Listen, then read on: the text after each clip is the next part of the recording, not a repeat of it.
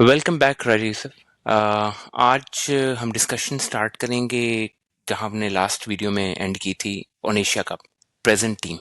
उसके ऊपर कुछ एनालिसिस आप बता दें व्यूअर्स को कि इस वक्त क्या परफॉर्मेंस है और कैसी टीम है। सबको वैसे अंदाजा है, लेकिन आप जरा डिटेल में थोड़ा समझा पाएंगे कि वेयर आर वी लैकिंग, कहाँ से बेहतर हो सकती है टीम। देखिए सर अस्सलाम वालेकुम। सबसे पहली बात ये है कि टीम बेहतर कहाँ से हो सकती है तो बाद में होगा टीम के साथ हुआ क्या। टीम बनाई किस तरह गई और एशिया कप जो कि एक बड़ा टूर्नामेंट था, पाकिस्तान वर्सेस इंडिया। एक मैच कंफर्म था कि होना ही होना है, फिर दूसरा भी हो गया, फिर तीसरा भी हो गया, तीनों मैचेस हम हारे। हाल ही में हमारी जंग हुई थी और वो एक जंग वाला पहलू भी था, पाकिस्तान की इज्जत का मसला भी था, लेकिन उसका ख्याल नहीं रखा गया। सबसे पहली गलती तो हुई थी सिलेक्शन कमेटी से। सिलेक्शन कमेटी मेरे ख्याल है इस काबिल ही नहीं है कि वो कोई अच्छी टीम सिलेक्ट करे। जब से मोहसिन नकवी साहब आए हैं, 2 की 3 सिलेक्शन कमेटीज़ तब्दील की जा चुकी हैं। जो बनाई जाती है उसको फिर मौका नहीं दिया जाता कि इस्लाह करे, फिर सिलेक्शन कमेटी ही तब्दील कर दी जाती है। ये जो एशिया कप गुजरा इसमें कप्तान बुरी तरह एक्सपोज़ हुआ, क्योंकि कप्तान कप्तानी के काबिल ही नहीं था।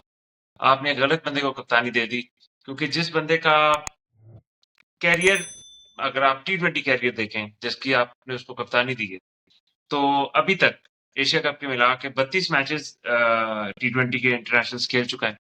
561 रन है सिर्फ, 23.37 की एवरेज है और 110 का कैरियर स्ट्राइक रेट है। जिनकी जगह आप लेके आए वो मोहम्मद रिजवान और बाबर आजम है। उनका कैरियर आप देखें, उनका स्ट्राइक रेट, उनकी एवरेज देखें तो इससे बहुत बेहतर। ये एक राइट। ऑलराउंडर है।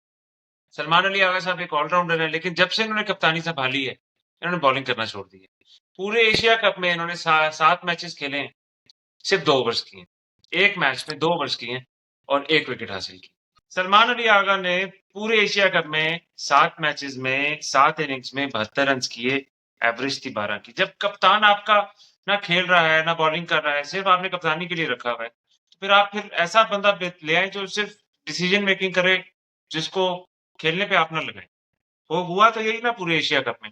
फिर इसके अलावा पाकिस्तान की पूरी बैटिंग लाइनअप, जिसमें फखर जमान, फहीम अशरफ, साइम अयूब, आगा सलमान, हुसैन तलत, मोहम्मद नवाज, मोहम्मद हारिस, ये सब के सब फ्लॉप हुए। एक और सलमान अली आगा से बहुत बड़ी गलती हुई कि पूरे एशिया कप में 7 मैचेस में हसन अली को भी बेंच पे बिठाए रखा और मोहम्मद वसीम जूनियर को भी बेंच पे बिठाया रखा। आप सिर्फ हारिस रऊफ और शाहीन शाह अफरीदी पर रिलाई करते रहे। शाहीन शाह अफरीदी ने बेहतर बॉलिंग की, लगा के फॉर्म वापस आई, लेकिन हारिस रऊफ कभी बेहतर कर जाते हैं और कभी आपको डेथ बॉलिंग में बुरी तरह मार पड़वा देते हैं। हारिस रऊफ ने वर्ल्ड टी20 में विराट कोहली के खिलाफ वो जो मशहूर शॉट थी, वहां पर डेथ बॉलिंग में फेल हुए।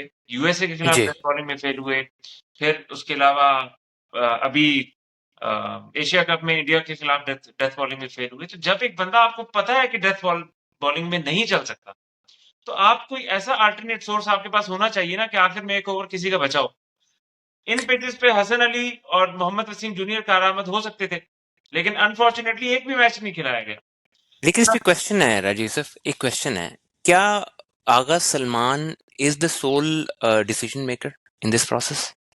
देखिए, अगर जब आप एक कप्तान की बात करते हैं तो ऑन फील्ड कप्तान ही डिसीजन मेकर जी एज्यूम किया बिल्कुल जाता ऐसा ही है। है। बेशक उस पे इन्फ्लुएंस कोच का हो, बेशक उस पे इन्फ्लुएंस किसी और का हो, किसी से भी मशवरा ले रहा हो, किसी सीनियर प्लेयर से मशवरा ले रहा हो, लेकिन जिम्मेदार तो फिर कप्तान ही होता है। आप नहीं लेकिन कह क्या सकते। क्या वो सिलेक्शन में भी जिम्मेदार है? सिलेक्शन देखें, सिलेक्शन कमेटी की बात कर रहे हैं आप या? जी। जी, सिलेक्शन कमेटी की बात करूं जो कि ये कहते हैं कि आज मैच में कौन खेलेगा। नहीं, देखिए टीम सिलेक्शन तो कोच और कैप्टन जी, की मैं वही कह रहा हूँ, जाती टीम है। सिलेक्शन की बात कर रहा हूँ कि अगर कि वसीम जूनियर और हसन अली बाहर हैं या ये डिसाइड होता है, तो क्या ये आगा सारी सलमान जिम्मेदारी इज माइक हसन कोच की और आगा सलमान यस। की, बेशक किसी और ने यहाँ मशवरा बहुत नहीं बड़ा किया। फेलियर हुआ है, बहुत बड़ा फेलियर हुआ है। माइक हसन ऐसा महसूस हुआ है जैसे बहुत एक्टिव हैं, लेकिन सारे डिसीजंस उनके बहुत वो मतलब महसूस ऐसा होता था ऑर्डिनरी। क्योंकि मैच के दौरान वो डगआउट में बैठे प्लेयर को बुलाकर अपने पैगाम भिजवा रहे थे, तो लोग जी। समझ रहे थे कि बहुत सीरियस है। असल बात जी। ये है कि ये सीरियसनेस नहीं होती। ये तो अगर आप यही फैसले बैठ के पहले बेहतर कर लें, तो फिर आपको इस तरह के बार बार किसी को कह के मशवरे ना देने पड़े। सही बात है। सो अब रईस साहब आ जाते हैं मिडिल ऑर्डर पे। मिडिल ऑर्डर तो बिल्कुल कोलैप्स कर गया। ये कुछ ठीक हो पाएगा या नहीं, आपको लगता है कि?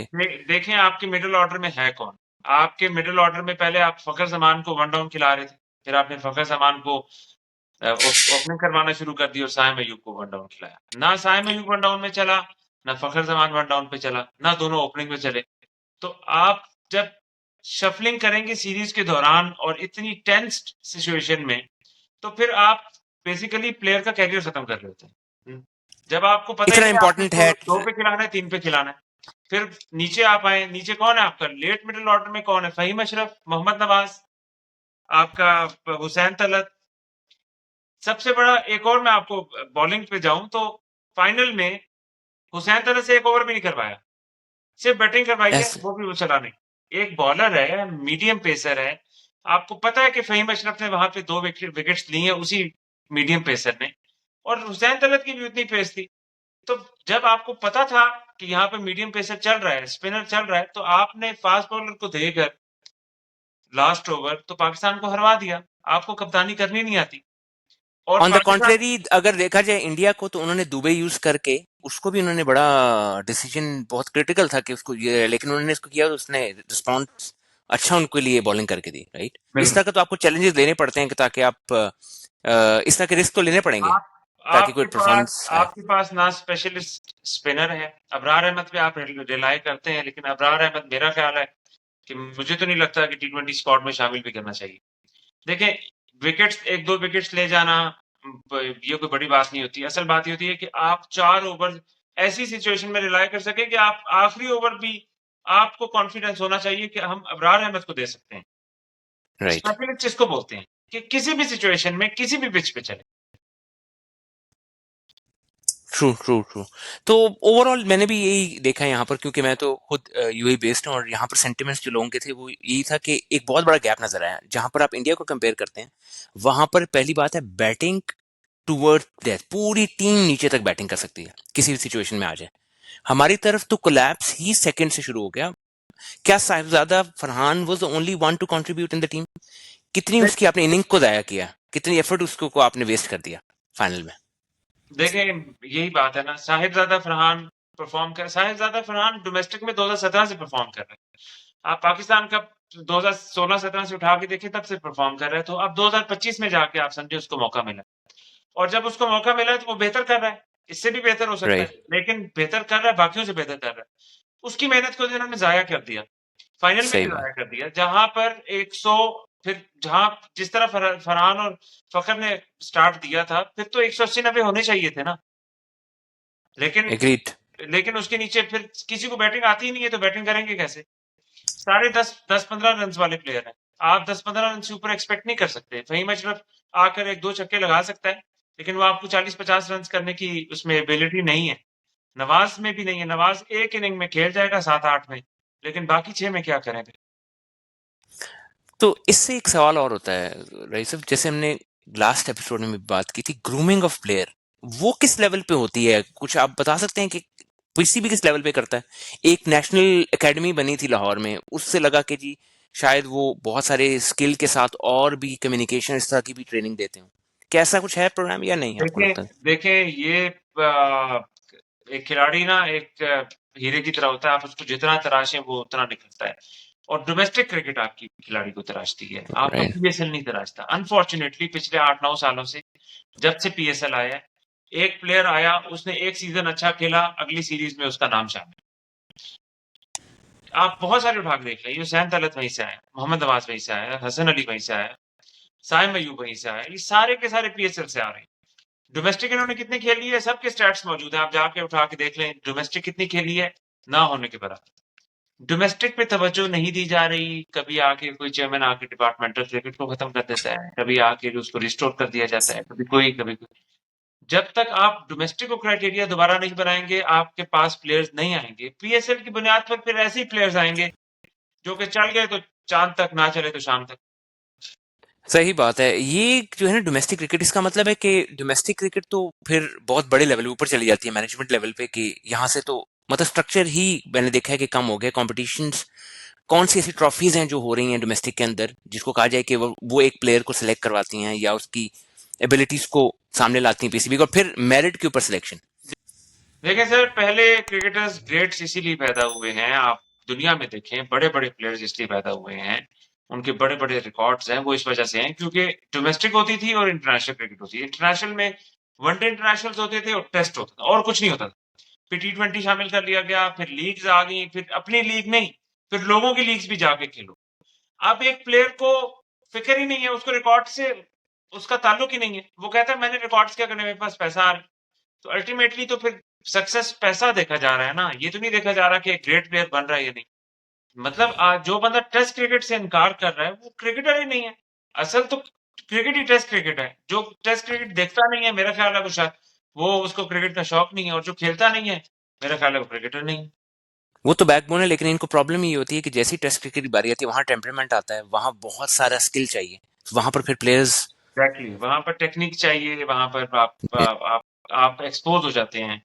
वहाँ पर एक्सपोज हो आप जाते हारिस रॉफ जैसा प्लेयर जो अब एक मैच में जो है वो 22-23 बॉलें 24 बॉलें कर रहे हैं।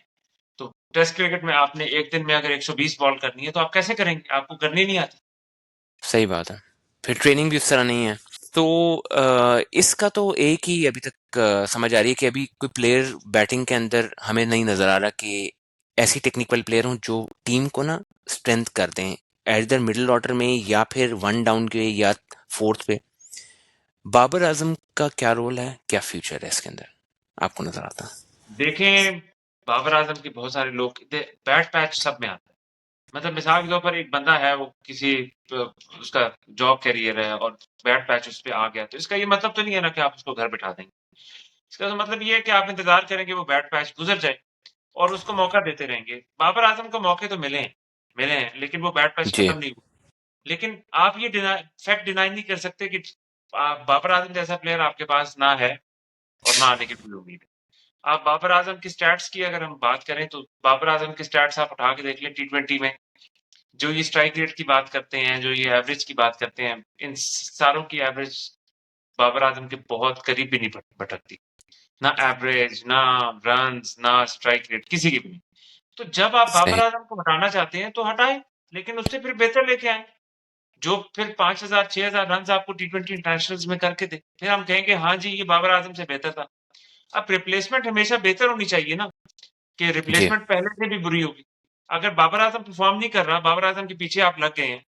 बात ये है कि बाबर आज़म जैसा ग्रेट प्लेयर, जैसा मतलब ग्रेट कहने का मतलब ये है कि क्रिकेट खेलनी आती है उसको। मैं जी। आगा सलमान को तो नहीं आती। टेक्निक वाइज़ फ़खर ज़मान भी मेरा ख़्याल है बाबर आज़म के करीब नहीं भटकता। तो जब आप एक बंदे के पीछे हाथ धो के पड़ जाएँ और उसका करियर खाना शुरू कर दें, तो फिर क्या होगा? बाबर आज़म को वापस लाएँ, मेरा ख़्याल है लाना चाहिए। अगर लाते हैं, तो मेरा ये ज़ाती ख़्याल है कि बाबर आज़म को कप्तानी ना देनी चाहिए और ना बाबर आज़म को कबूल करनी चाहिए। बाबर सही कह रहे आज़म हैं हम। ने बाबर आज़म ने वर्ल्ड टी20 वर्ल्ड कप वर्ल्ड कप 2023 के बाद जब बाबर आज़म को हटाया गया, फिर शाहीन शाह अफरीदी को कप्तान बनाया गया 2 सीरीज़ के लिए। फिर वर्ल्ड टी20 आ रहा था, मोहसिन नकवी साहब आ गए। मोहसिन नकवी साहब ने आके सबसे पहले शाहीन शाह अफरीदी से कप्तानी छीन के बाबर को दी। मैं अगर बाबर आज़म की जगह होता, तो मैं सबसे पहले ये कहता कि आप ये वर्ल्ड टी20 गुज़रने दें, उसके बाद अगर शाहीन ने परफ़ॉर्म ना किया, तो फिर सोच लेंगे। लेकिन बाबर आज़म को उस क्रिटिकल पॉइंट पे कप्तानी कबूल करनी नहीं चाहिए। उस चीज़ ने बाबर आज़म को भी नुकसान पहुँचाया और टीम को जी। भी नुकसान। नहीं, आप बिल्कुल ठीक कह रहे हैं। मैं तो इसमें व्यूअर्स के साथ एक छोटा सा इंसिडेंट शेयर कर देता हूँ जो मोहम्मद यूसुफ ने अपने बारे में बताया था कि उनको स्ट्रगल हो रही थी, बीच में बैट पैच आ गया।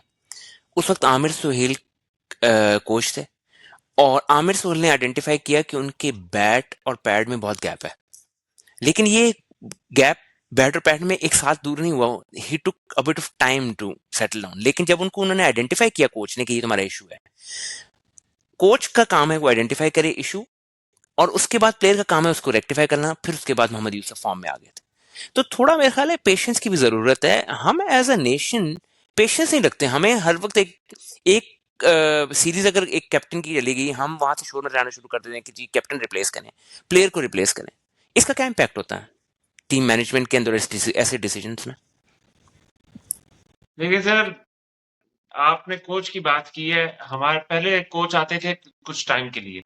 अब तो कोच आते हैं दिहाड़ियां लगाने, जैसे दिहाड़ीदार अब मजदूर को लेके आते हैं ना, तो उसको ये नहीं जी। होता कि ये बिल्डिंग खड़ी रहेगी या नहीं, उसको पता है मैंने हो सकता है कल मेरे से काम ना कर, आज मैं मजदूरी करके जा रहा हूँ, हो सकता है कल मेरे से काम ना करवाए। कोचेस के साथ भी यही हो रहा है। कोचेस को आप टाइम नहीं दे रहे। कोच कोच आता है, आपने अपॉइंट किया कोच, आप पीसीबी चेयरमैन चेंज हो गया, वजीर आजम चेंज हुआ, तो पीसीबी चेयरमैन चेंज हो गया, पीसीबी चेयरमैन चेंज हुआ तो फिर सही। कोच भी चेंज कर दिया। ना कोच को टाइम दिया, ना पीसीबी चेयरमैन को वजीर आजम ने टाइम दिया, तो आपका पूरा आवे का आवा बिगड़ा हुआ है। आप जब तक उसको नहीं करेंगे, प्लेयर्स की जहां तक बात है, जब आप देखें बैड पैच आया, वही तो बात हो रही है। बैड पैच आया तो आप उसको रेक्टिफाई करेंगे ना, कि बजाय आप उसको जी। प्लेयर को उठा फेंक देंगे। नहीं, एग्रीड एग्रीड, ये आपकी बात बिल्कुल सही है। Moving on to fast bowler, since fast bowling was the strength of Pakistan in history, इस वक्त तो शाहीन के अलावा हम तो मिस भी कर रहे हैं नसीम को, कि वेयर इसी उसकी बहुत लाइन लेंथ अच्छी है। कौन ऐसा न्यू नया बॉलर है, या क्या फ्यूचर है इसका? क्या फास्ट बॉलिंग के अंदर भी हमें स्कार्सिटी नजर आएगी, कि हमें प्लेयर्स नजर नहीं आएंगे अब? देखें सर, बात ये है कि अगेन बात है कि जब तक आप डोमेस्टिक से फास्ट बॉलर प्रोड्यूस करके नहीं लेके आएंगे, तो आपको रिजल्ट्स नहीं मिलेंगे। आप पीएसएल पे लेके आएंगे, तो फिर यही होगा कि आप लेके आ रहे हैं, परफॉर्म नहीं कर रहा, आपने उसको निकाला, तीसरे को डाला, वो परफॉर्म नहीं कर रहा, फिर आप पहले को वापस ले आए। हसन अली कितनी दफा ड्रॉप हो चुका है, कितनी दफा वापस आ चुका है। आपके पास इस दौरानिए में कोई ऐसा प्लेयर नहीं प्रोड्यूस हुआ जो हसन अली को बिल्कुल घर पे बिठा दे, और रिप्लेसमेंट नहीं आप है कोई। किसी किसी ऐसे प्लेयर को खिलाएं जो कंसिस्टेंट हो। नसीम शाह पे इंजरी आई, नसीम शाह उसके बाद रिवाइव नहीं कर सके। शाहीन शाह इंजर्ड हुए, उसके बाद उनकी बॉलिंग उस तरह वापस नहीं आई। हारिस रऊफ इंजर्ड हुआ, उसके बाद वापस नहीं आई। तो जब आप ये देखें हालत कि एक इंजरी के बाद आपका प्लेयर सस्टेन नहीं कर पा रहा, तो जी। माजी में तो प्लेयर्स पे कितनी कितनी इंजरीज होती थी, लेकिन उसके बाद फिर वो वापस आते थे क्योंकि ट्रेनिंग होती थी। वो डोमेस्टिक खेलते थे, डोमेस्टिक खेलने के बाद फिर वापस आ जाते थे। अब डोमेस्टिक का नामो निशान नहीं है। आपके प्लेयर स्टार बने हुए हैं, प्रीमियम बने हुए हैं, और बस पैसा आ ही जा रहा है। तो जब तक आप डोमेस्टिक से प्रोड्यूस नहीं करेंगे, फास्ट बॉलिंग का कोई फ्यूचर नहीं। जब आपके पास फहीम अशरफ बनता है ना, बचता है चॉइस कि आप उसको as a third bowler use करें, तो तब आप ये देखें कि आपकी क्रिकेट बुरी तरह फेल हुई है, कि आप बार बार उन्हीं को निकालते हैं, उन्हीं को लाते हैं, उन्हीं को निकालते हैं, फिर उन्हीं को लाते हैं। तो आप बेसिकली हार मान रहे हैं उन प्लेयर्स के आगे भी, कि जब आप फहीम अशरफ और खुशदिल शाह और हसन अली और हुसैन तलत, इन लोगों को आप निकालते रहेंगे, ड्रॉप करेंगे, फिर वापस लाएंगे, तो फिर आप तो हार मान रहे हैं ना, हाथ खड़े कर रहे हैं कि हम नहीं कोई प्लेयर आपकी जगह ला सके, अब आप आए वही हरकतें करें दोबारा। अभी जो इस वक्त टीम में इंट्रोड्यूस नहीं हुए, कोई ऐसे फास्ट बॉलर्स हैं अभी इस वक्त हमारी लाइनअप के अंदर, कोई डोमेस्टिक में खेल रहे हो, जो कि फुर्सी कर सकते हैं कि फ्यूचर के अंदर आएंगे? देखिए सर, ये तो एक बहुत बड़ा एक सर्कल होता है। आप अंडर 19 से शुरू करते हैं, अंडर 19 में बहुत सारे ऐसे प्लेयर्स खेल रहे होंगे जो अभी तक लाइमलाइट में नहीं आए, जो डोमेस्टिक खेल रहे हैं। वो उनके हम तो किसी क्रिकेटर को देख के फैसला कर सकते हैं ना, तो बहुत सारे जी। ऐसे क्रिकेटर्स हैं जो जिनके अभी वीडियोस ही नहीं आए, जिनके अभी रिकॉर्ड्स ही नहीं आए। तो अब ये काम सिलेक्टर्स का है, डोमेस्टिक लेवल पे जो रीजन्स में काम कर रहे हैं, वो वहां से लड़के निकाल के लाएं, तो डोमेस्टिक खेलें। तो अभी तक तो मेरी नज़र में तो कोई भी नहीं है जो पाके जो वसीम अकरम बने या वकार यूनिस बने, कोई भी नहीं है। प्लेयर जब तक आप पीएसएल को, मेरे हिसाब से तो इट्स अ हार्श वर्ड, लेकिन आप पीएसएल को खत्म नहीं करेंगे, आप डोमेस्टिक को रिवाइव नहीं करेंगे, आपकी क्रिकेट बेहतर नहीं होगी। जब तक आप पीएसएल पे रिलाई करेंगे, आप बस इसी तरह खेलते रहेंगे, मजदूर आपको मिलते रहेंगे, दिहाड़ियां लगाते रहेंगे, आपको कोई भी ऐसा नहीं मिलेगा जो आपकी क्रिकेट की बिल्डिंग को स्ट्रेंथ दे और उसको पता हो कि ये इस बिल्डिंग में मैंने सदा रहना है जब तक मैं रिटायर नहीं हो जाता। एग्रीड। लास्टली, चलें पॉजिटिव्स पे भी बात कर लेते हैं। पाकिस्तान ऐसे क्या स्टेप ले, वेरी शॉर्ट ब्रीफ बताएं, जिससे पाकिस्तानी क्रिकेट बेहतर हो सके, और हम कॉम्पिटिटिव टीमों के साथ उनके उनके पार पे हम प्ले कर सकें? देखिए, सबसे पहला स्टेप तो ये होना चाहिए कि वज़ीर-ए-आज़म साहब को एक बैठकर एक फैसला करना चाहिए कि मैं कोई भी वज़ीर-ए-आज़म, कानून में तब्दीली करनी चाहिए कि कोई भी वज़ीर-ए-आज़म अब पैटर्न इन चीफ नहीं होगा। एक ऑटोनोमस बॉडी बनाई जाए पीसीबी की, चेयरमैन साहब मोहसिन नकवी साहब को रिज़ाइन करना चाहिए, आगा सलमान को रिज़ाइन करना। मैं ये नहीं कहता इनको सैक करना चाहिए, इनको खुद रिज़ाइन, एथिकली, मॉरली रिज़ाइन करना चाहिए हम्म। कि हम नहीं सही सही कर पा रहे। आपको पूरा पीसीबी का को रीस्ट्रक्चर करना पड़ेगा, आपको ब्यूरोक्रेट्स को हटाकर क्रिकेटर्स को लाना है, क्रिकेटर्स को आपने बिठाया हुआ है एनालिसिस करने के लिए चैनल्स पे, और जो है ब्यूरोक्रेट्स को आपने पीसीबी में फैसलों के लिए बिठाया हुआ है। जहां पर पीसीबी के में क्रिकेटर्स को होना चाहिए, वहां पर ब्यूरोक्रेट्स काम कर रहे हैं। फिर इसके अलावा आपको कोचिंग पे, सिलेक्शन कमेटी पे बहुत हार्श स्टेप्स लेने पड़ेंगे। ये नहीं कि जब दिल चाह जिसको चेयरमैन के कान में जिसने डाला ये नाम उसको डाल दिया। अलीम डार पाकिस्तान का एक बहुत बड़ा नाम एम्पायरिंग में, लेकिन आपने उनको सिलेक्शन कमेटी का मेंबर बना दिया खिलाड़ियों को सिलेक्ट करने के लिए। हालांकि होना ये चाहिए था कि पीसीबी को एक एम्पायरिंग एकेडमी बनानी चाहिए थी, जहां पर जी, जिसका हेड अलीम डार साहब को बनाना चाहिए था, और वहां से अंपायर्स निकलने चाहिए थे फ्यूचर पाकिस्तान। एम्पायर्स होते हैं। True true. लेकिन आपने उस बंदे को सिलेक्शन कमेटी का हेड बना दिया। बिलाल अफजल साहब को आपने, जो कि 5 वजारतें आपने उनको दी हुई थी निगरान हुकूमत में, आपने उनको पहले सिलेक्शन कमेटी का मेंबर बनाया और फिर आप एडवाइजर टू पीसीबी। आप कौन सी एडवाइस वो दे रहे हैं पीसीबी चेयरमैन को? इसके अलावा आमिर मीर साहब हैं जो कि वजीर इत्तलात थे एक निगरान हुकूमत में पंजाब में, वो अब एडवाइजर टू पीसीबी चेयरमैन है। तो अब आप देखें ना, या सियासत है या ब्यूरोक्रेसी है, आपको कहीं भी क्रिकेटर नजर नहीं आ रहा। सही मान बात है। लिया कि जो पीसीबी चेयरमैन है वो जरूरी नहीं है कि क्रिकेटर, बहुत सारे लोग ये आर्ग्यू करते हैं कि पीसीबी चेयरमैन एक क्रिकेटर हो, जरूरी नहीं है, ये एक मैनेजरियल जॉब है। मान जी, लिया, लेकिन अब ये तो मतलब नहीं है ना कि आप सारे स्ट्रक्चर में ब्यूरोक्रेसी को घुसा देंगे। आपको क्रिकेटर्स को घुसाना पड़ेगा, आपको क्रिकेटर्स को रोल देने पड़ेंगे। फिर इसके अलावा पीसीबी पीसीबी चेयरमैन साहब को किसी ने मशवरा दिया कि आप मेंटोर्स को चूज करें। 5 क्रिकेटर्स को 50 लाख रुपए माहवार पर हायर किया गया कि ये डोमेस्टिक में मेंटोर्स कर क्या सही। रहे हैं वो। 50 लाख रुपए, आप 2.5 करोड़ रुपया पर मंथ आप तनख्वाहें दे रहे हैं, कर क्या रहे हैं वो, रिजल्ट्स क्या हैं?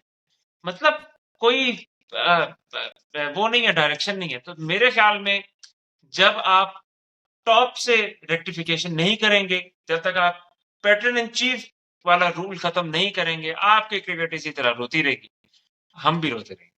आप शॉर्ट टर्म रिजल्ट देख लेंगे, लोग खुश हो जाएंगे, फिर वैसे ही होगा, लॉन्ग टर्म के लिए प्रॉब्लम्स एग्जैक्टली। आएंगे। बहुत इंपॉर्टेंट क्वेश्चन है लास्टली कि क्रिकेट के अलावा अब वक्त नहीं आ गया कि और गेम्स को भी सपोर्ट किया जाए। जेवलिन एक वो चीज थी जिसके ऊपर एक इंडिविजुअल उठता है और इतनी मेहनत के साथ पाकिस्तान का इतना नाम रोशन करता है, तो और स्पोर्ट्स को भी देना चाहिए। फुटबॉल, बहुत सारी और ओलंपिक स्पोर्ट्स हैं, सिंगल पर्सन स्पोर्ट्स। देखिए सर, देना तो चाहिए, लेकिन स्पोर्ट्स एक बहुत बड़ी चीज होती है। क्रिकेट एक दिन में नहीं पैदा हुई। क्रिकेट बेसिकली इस रीजन में जहां जहां गोरों ने हुकूमत की है वहां पे क्रिकेट हुई है, और पाकिस्तान और इंडिया और ये बांग्लादेश, यहाँ पर क्रिकेट इसी वजह से आई है क्योंकि यहाँ पर गोरे हमें दे गए थे, और फिर हमारी एक बेस बनी हुई थी। वहां से टीमें तैयार हुई 1950s में, और फिर उसके बाद अब तक जाकर वो यहाँ तक पहुंची है ना। तो मेरा ख्याल है अगर आपको इंटरनेशनली किसी स्पोर्ट्स में जाना है तो आपको बेस पे काम करना पड़ेगा। आपको जी, ग्रास रूट पे ऐसे स्टेप्स लेने पड़ेंगे जहां पर आपको बहुत सारा पैसा लगाना पड़ेगा, आपको लॉन्ग टर्म्स पे डिसीजंस लेने पड़ेंगे, और आपको उस स्पोर्ट्स में बहुत मेहनत करनी पड़ेगी। हमारे यहाँ तो ये है ना कि जेवलिन में अगर एक खिलाड़ी चला गया और गोल्ड मेडल ले आया, तो उस पे मेहनत तो किसी ने नहीं की, वो अपनी जी, मेहनत और करेगी। उसके बाद उस पे और पैसा जब लगेगा। हाँ, और जब वो रात के मेहनत पहले लगे। पे जीत के आ गया तो कोई 10 करोड़ का इनाम दे रहा है, कोई 25 करोड़ का इनाम। जी, ये नहीं कर रहे कि उन पैसों से एक एकेडमी बनाई जाए और प्लेयर्स प्रोड्यूस की और जाए, प्रेस। ताकि ताकि अगर वो देखें, उसने कभी तो बूढ़ा होना है ना, क्योंकि इस ओलंपिक्स में ज्यादा एज नहीं होती। जी बिल्कुल। तो आपने वो उसने कभी तो रिटायर होना है, तो आपके पास पीछे कौन है? पीछे कोई भी नहीं है। सही बात है, आप उसको लेगेसी नहीं क्रिएट कर सकते, राइट? एग्जैक्टली। सो बहुत अच्छी डिस्कशन रही। Thank you so much Rajiv sir for these insights. Thank you और सर। तो इंशाल्लाह आपको फिर दोबारा इनवाइट करेंगे इन अदर एपिसोड। जी थैंक यू सो इंशाल्लाह। मच। अल्लाह थैंक यू। हाफिज।